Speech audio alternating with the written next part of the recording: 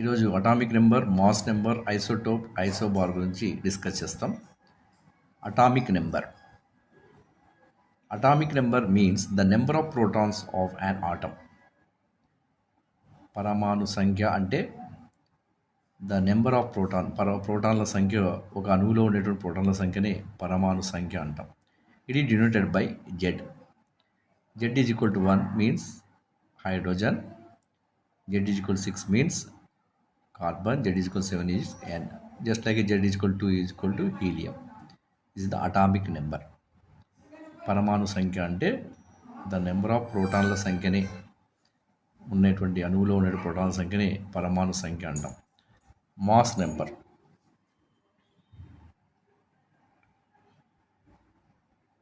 ద్రవ్యరాశి సంఖ్య. ద్రవ్యరాశి సంఖ్య అంటే ఏమంటే the sum of protons and neutrons are called mass number. ఒక అణువులో ఉందలి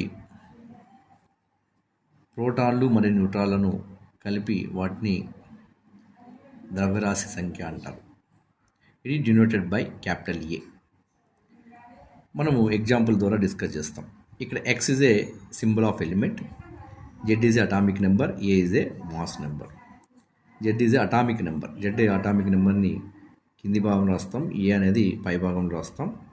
కింది భాగం Z is equal to atomic number, A is a mass number.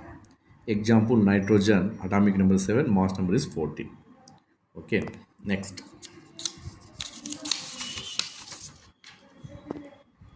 Isotopes which have the same atomic number but different mass numbers. Isotopes అంటే ఏమంటే పరమాణు సంఖ్యలు ఒకే విధంగా ఉండి వాటి యొక్క ద్రవ్యరాశి సంఖ్య అనేది వేరుగా ఉంటుంది. ఎగ్జాంపుల్ ప్రోటోనియంలో that is the 1H1, the atomic number is 1. Deuterium also atomic number is 1. Tritium also atomic number is 1. But mass number you can observe that protonium 1H1 above is there 1, deuterium 2 is there. The mass numbers are different. Tritium also 3. అంటే పరమాణు సంఖ్య అనేది అన్నిటికీ కింది భాగంలో ఒకటి చూపించబడింది. ద్రవ్యరాశిలో అక్కడ 1, 2, 3 అక్కడ వేరియేషన్ ఉంది. కాబట్టి same atomic number, different mass number is called as a isotopes.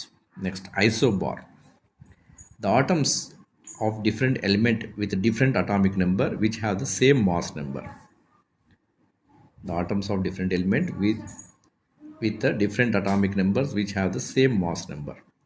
Atomic numbers are డిఫరెంట్గా ఉండి మాస్ నెంబర్స్ ఆర్ ఈక్వల్గా ఉంటే దాన్ని ఐసోబార్స్ అంటాం. ఒక పరమాణు సంఖ్యలు విభిన్నంగా ఉండి ద్రవ్యరాశి సంఖ్యలు సమానంగా ఉంటే వాటిని ఐసోబార్ అంటాం. మీకు ఈ కాన్సెప్ట్ అర్థమైందని ఆశిస్తున్నాను. లైక్ చేసి సబ్స్క్రైబ్ చేయగలరని కోరుకుంటున్నాను.